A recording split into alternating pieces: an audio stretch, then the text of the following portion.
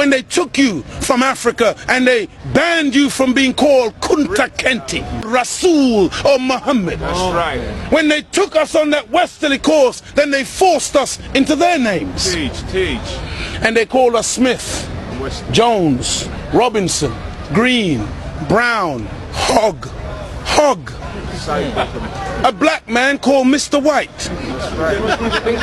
And when we go to China, and we put our passport down, and the Chinese immigration control official looks at that passport and he sees Mr. White, he expects to see a white man.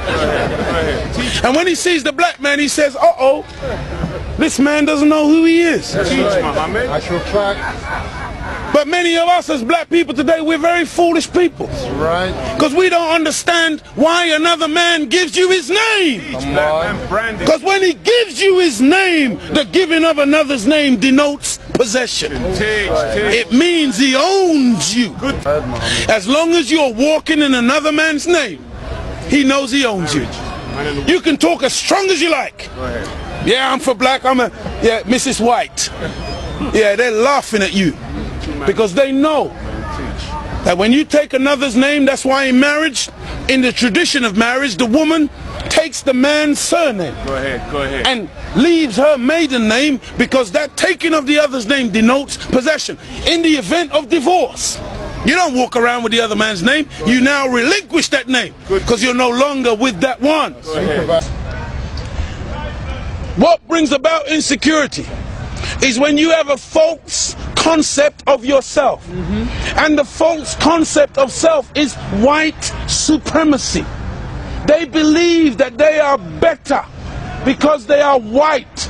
And as a result, see, when a man has that kind of silly mentality, Hitler had the silly mentality that the white man, the Aryan, is superior. So then at the Olympics, Jesse Owens kicks up all the Aryans.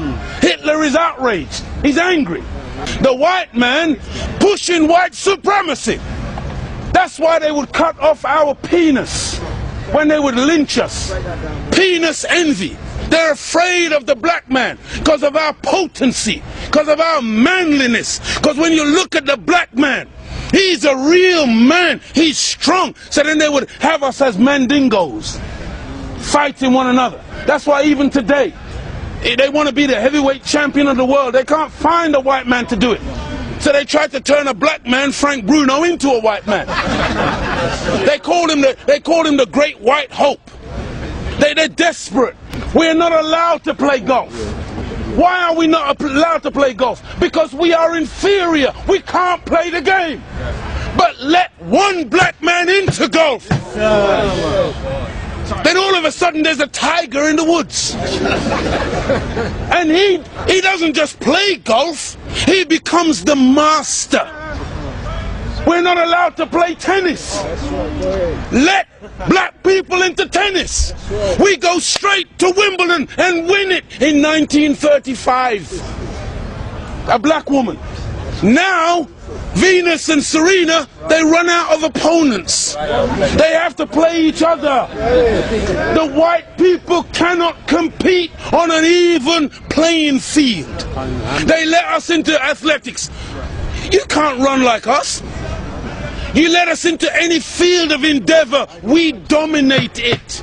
So they feel, and they become very afraid of anything that goes contrary. And so every time a black man stands up for black people, Martin Luther King, shot down.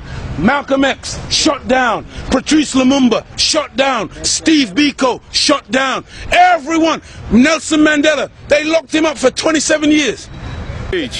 We can count back 400 years of the most brutal treatment. Look, they took my name, my language, my culture. They killed my mother, my father, denied me religion, disallowed me to read or write for over 300 years.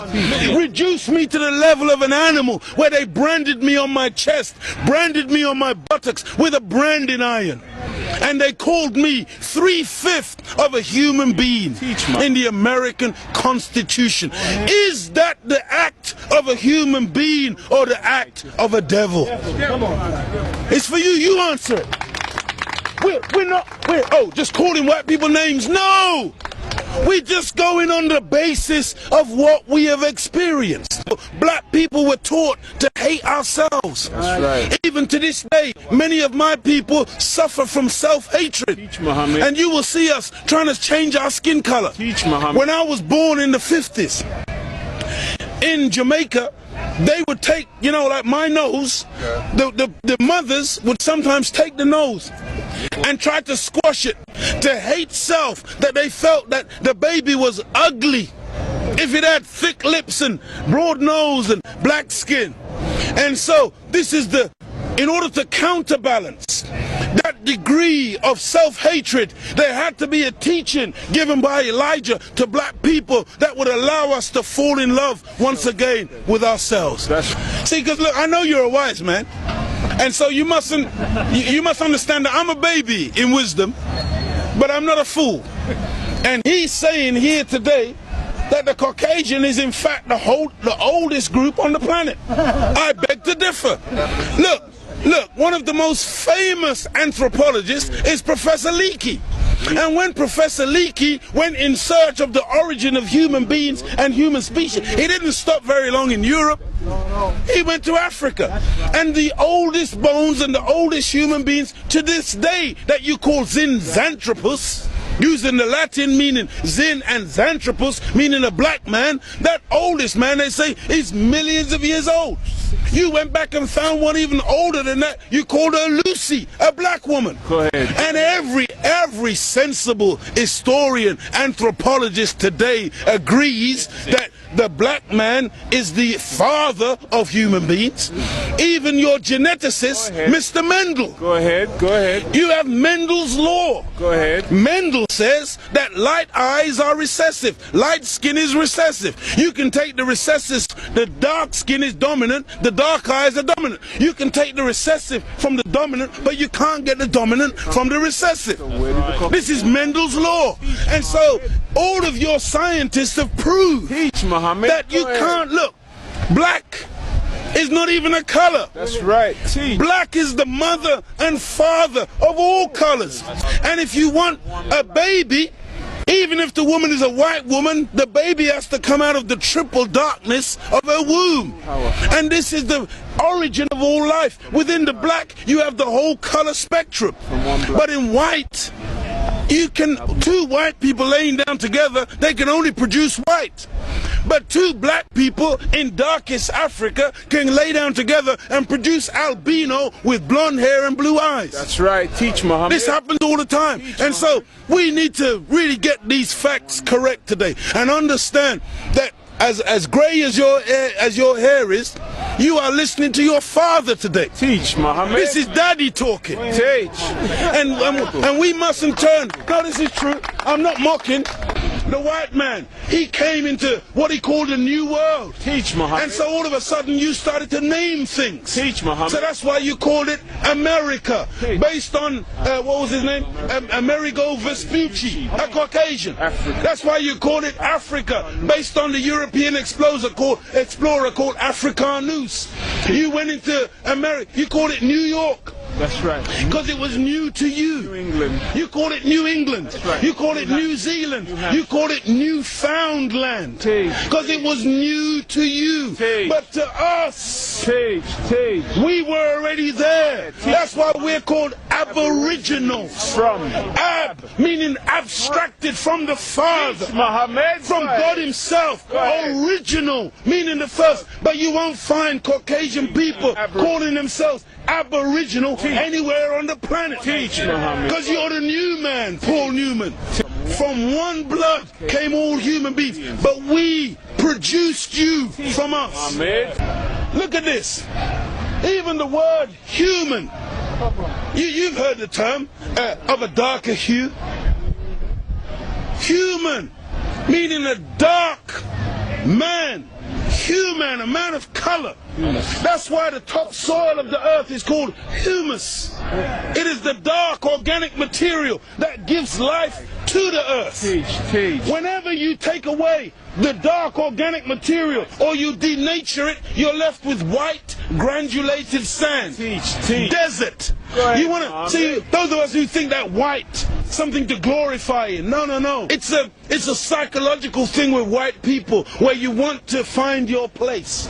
And your scientists and your historians, they spend so much time asking the question, where do we come from? Because they are puzzled as to your origin. Look at the Chinese, look at the Asians, look at the black people. All of us got dark eyes. All of us got black hair. The only one on the planet who's got ginger hair, blonde hair, brown hair, grey hair, brunette. You are the one that's gone around the world making everything based on color. You were the one who went into Australia. You were the one who went into South Africa. You were the one who went into Asia and classified people and things based on color. So that's why this man, Yaqub, he wasn't a madman. He wasn't a mad scientist. He was a good scientist. And the Caucasian person is a person who is anti-nature. That's why when the sun comes out, I'm energized. Me and the sun, we got a relationship. I love the sun. I don't need no sunscreen. I don't get cancer from the sun. Me and the sun have got a good relationship. I love it and it loves me. But white people, you got to put sunblock on. You got to hide from the sun because now you might get a little melanoma. Part of me on you, that means you're dead.